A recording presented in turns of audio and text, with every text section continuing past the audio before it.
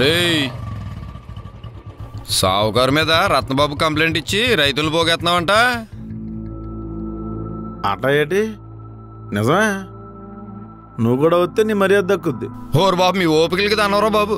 మా నాన్న అందేసరా ఎద్దులా కష్టపడి 2 ఎకరాల పొలంగా ఉన్నాడు. అవి మా తరానికి చేపల చెరువులుగా మారినాయి. మేమేమో బిల్డింగ్లు కడుతున్నాం, మీరు ఇంకా అడుక్కుంటున్నారు. ఏది గొప్ప?